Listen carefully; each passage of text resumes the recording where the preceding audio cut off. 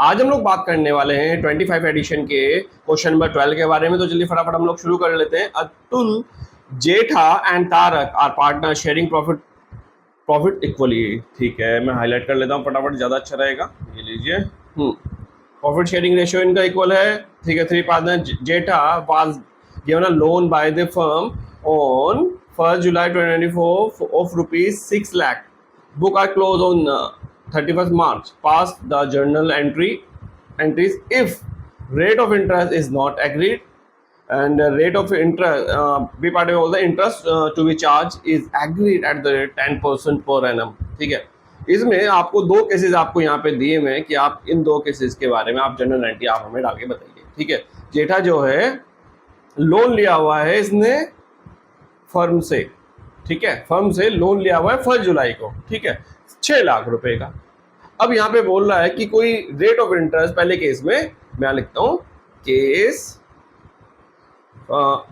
ए। इसमें क्या बोलता है कि भाई जो लोन दिया गया है उस पर कोई भी रेट ऑफ इंटरेस्ट नहीं दिया हुआ।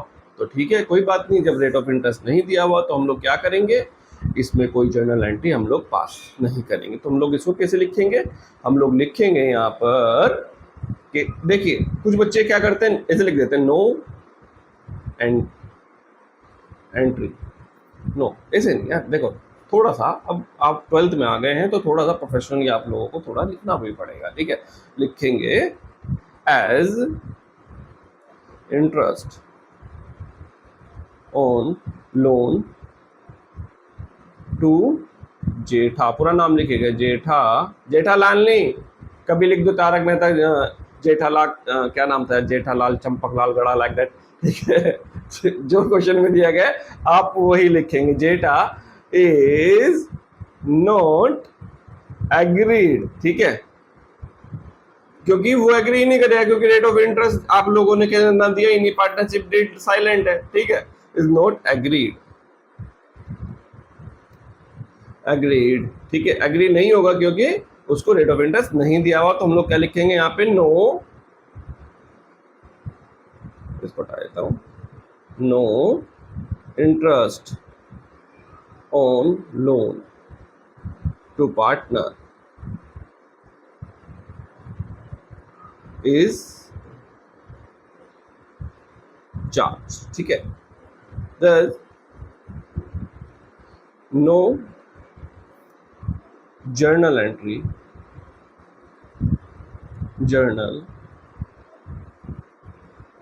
is passed। ठीक है, इस बात का ध्यान रखिएगा कि हम लोग जर्नल एंट्री पास नहीं करेंगे।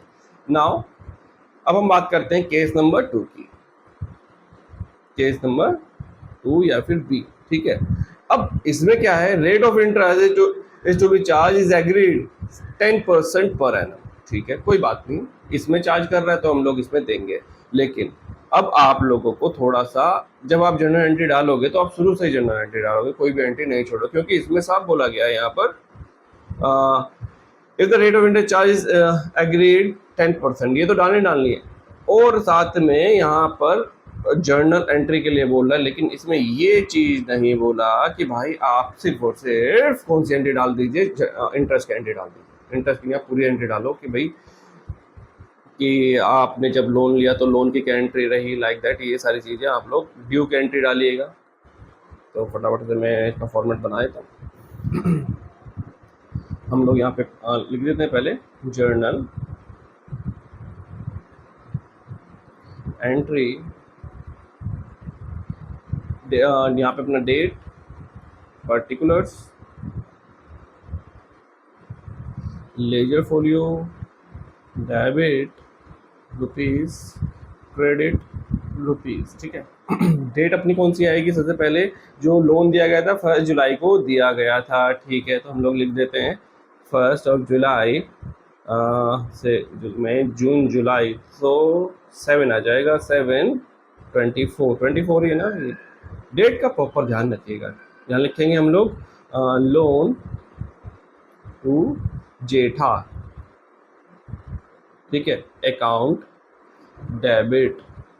ठीक है, टू बैंक से हम लोग पेमेंट कर रहे हैं, बैंक ट्रांसफर कर रहे हैं, पेमेंट नहीं कर रहे हैं। ठीक है, कितना आ जाएगा यहाँ पे 6 लाख रुपीस। नरेशन भी हमें लिखनी होगी, बेहद ज़रूरी है। being loan given to Jetha, loan given to जेठा, ठीक है। अब इसके बीच में कोई और एंट्री नहीं आएगी, सीधा का सीधा हम लोग 31 मार्च को हम लोग पहुंचेंगे, 31 मार्च 25, ठीक है। अब सीधा जनरल एंट्री हम लोग डालेंगे लो जेठा कैपिटल, ठीक है, क्योंकि जेठा के कैपिटल से हमें इंटरेस्ट चार्ज करेंगे, ठीक है। और तो हमें कुछ जानकारी नहीं दी, तो हम लोग लिखेंगे जेठा कैपिटल अकाउंट डेबिट, क्योंकि जेठा की जो कैपिटल है वो हमारा लाइबिलिटी का पार्ट होगा, ठीक है।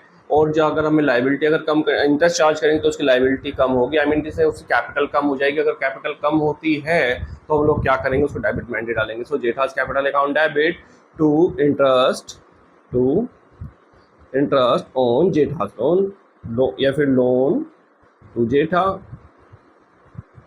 अकाउंट। अब यहाँ पे कैलकुलेशन आपको थोड़ी करनी पड़ेगी, लिखेंगे हम लोग यहाँ पे वर्किंग नोट, ठीक है। वर्किंग नोट में कितना, कैलकुलेशन ऑफ